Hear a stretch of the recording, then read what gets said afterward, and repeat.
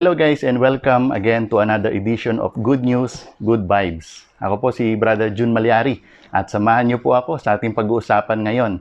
I bet marami po ang magiging interesado sa ating pag-uusapan ngayon kasi marami po ang hanggang ngayon hindi pa ito nagagawa. Nasa struggle pa at hanggang ngayon tinatanong pa nila paano ba nila ito magagawa. Ano nga ba pag-uusapan natin ngayon? It's all about moving on. It's all about moving forward. Ikaw na nanonood ngayon, nakapag-move on ka na ba? Nakapag-move forward ka na ba? Yan. So marami po sa atin, no, ang nandiyan dyan hanggang ngayon sa kasalukuyang kalagayan ng ating isip at ng ating puso na parang tayo ay nakatali doon po sa ating mga panghihinayang sa buhay.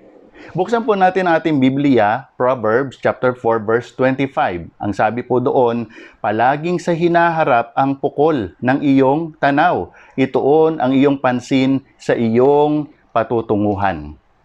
Ayan. So anong ibig sabihin yan?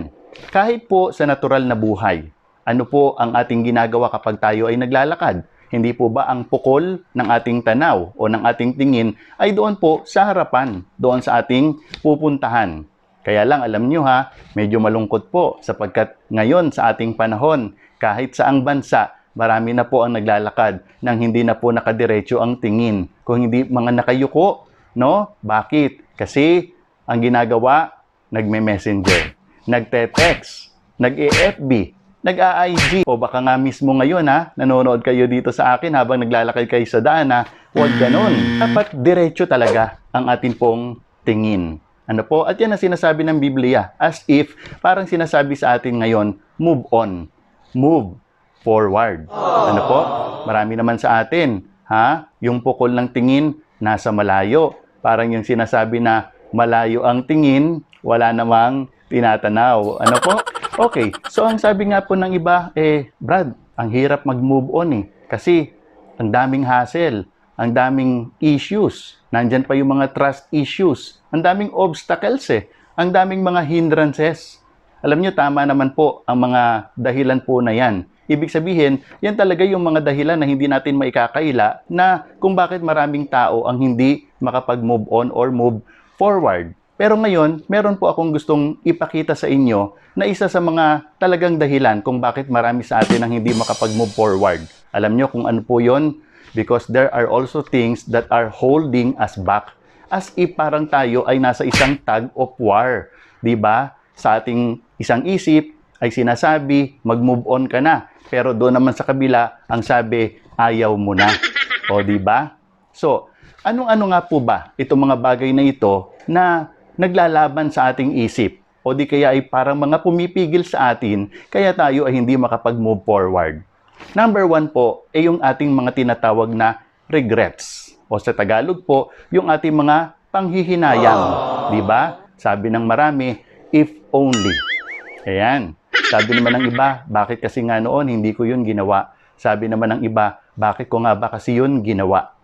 Alam nyo, ako po ay mayroong personal sharing. At kung ako ay inyong tatanungin, meron ka ba, Brad, na regret sa buhay? Marami din po katulad ninyo. Because that is the truth. We all have regrets in life. Na kung meron nga lamang po sigurong mabibili o di kaya kahit yung masasakyan malamang na tinatawag nating time machine, palagay ko po marami na ang bumili ng ticket. Sapagkat marami sila o marami tayong gustong balikan, ayusin o di kaya hindi dapat natin ginawa noong mga nakaraang mga panahon o di kaya mga bagay na dapat natin ginawa. Ako po, for example, I have one regret. At kung meron man po, alam nyo kung ano yon, ito pong pagbablog na ito. Dahil naisip ko, sana noon pa. Kaya lang hindi ko na po maibabalik yung nakaraan. So how do I cope up with regrets? Number 1, it's like yung sinasabi po na turning your lemons into lemonades.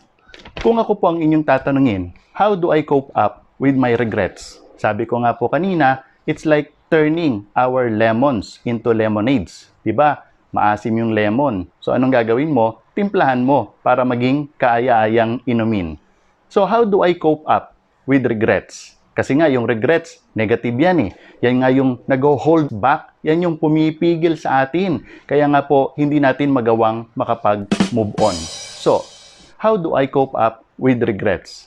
Number one, I learn from my mistakes. Imbis na ako ay magmukmok, imbis na sisihin ko ang kung sino-sino, imbis na ako ay magalit sa mundo, ang ginagawa ko na lamang, hinahanap ko ano ang pwede kong matutunan do sa mga bagay na sana aking ginawa noon pa o di kaya mga bagay na sana hindi ko ginawa noon. Ano po? So yan ang isang magandang paraan para yung ating mga regrets para magkaroon po ng katapat na solusyon. Okay? And second thing, kaya hindi po tayo makapag-move on o di kaya hindi po tayo makapag-move forward. Alam nyo kung bakit? Because of fear.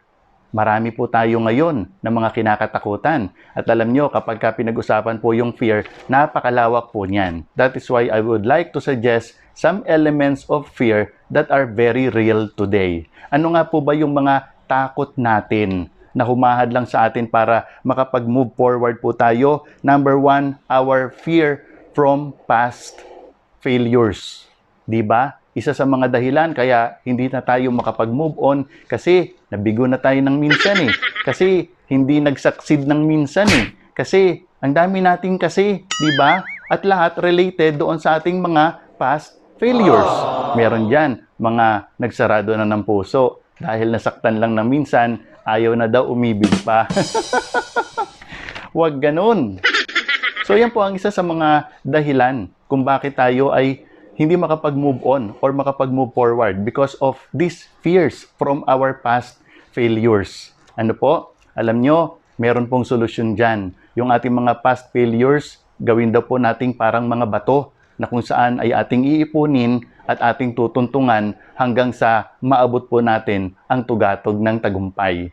Marami hong mga kwento ng mga taong sikat ngayon pero dati ay hindi naman, 'di ba? Pero sila ay nagpatuloy, nag-move forward lang sila, nag-move on lang po sila. Hindi po sila na-stuck doon po sa kanilang mga past failures. Kasi siguro yung maraming mga nagtagumpay ngayon, kung na-stuck sila doon sa kanilang mga past failures, palagay ko hindi po natin sila nakikita o napapanood o di kaya ay naririnig o nababalitaan ngayon.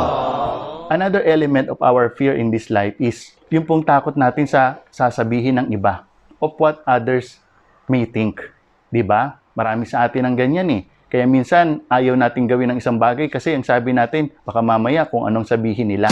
O diba? Baka mamaya kung anong isipin nila. O diba? Alam nyo, dito sa YouTube, ang dami ho ng mga maririnig tayong mga kwento ng tagumpay. Mga kwento ng mga taong dati ay takot dahil sa iisipin o sasabihin ng iba, pero sila ay nagpatuloy. At ngayon nakikita natin sila, very successful na po sila. Anong malay mo? Ikaw din ay maging isang successful na katulad ng mga pinapanood mo minsan. Another element of fear is yung fear of doing things that you are not familiar with. Diba? Sabi natin, natatakot ako kasi hindi ko naman yan alam eh. Hindi ako marunong yan. Ano ang sagot doon? Aralin mo. Diba? Alam nyo, sa mundo pong ito na tuloy-tuloy ang pag-improve ng mga teknolohiya, hindi po natin dapat hinahayaang maiwan ang ating mga sarili. Pwede po natin itong aralin. Tulad nyo, ng mga nanonood ngayon. Dati po, di ba? Sabi nyo, ayoko niyan. Hindi ako nanonood ng ganyan. O di ba? O pero bakit ngayon nanonood ka na? Congratulations at napapanood mo ngayon ito. And I pray that the Lord will bless you today. Another element of fear today is the fear of uncertainties, the fear of the unknown. Marami daw po sa ating mga takot ang hindi pa naman natin talaga nakakaharap. Marami po sa ating mga kinakatakutan na sa totoo, hindi naman talaga nag-e-exist. Ano po? So, ano ang dapat nating gawin dito? Dapat inaalis natin ito sa ating mga isipan.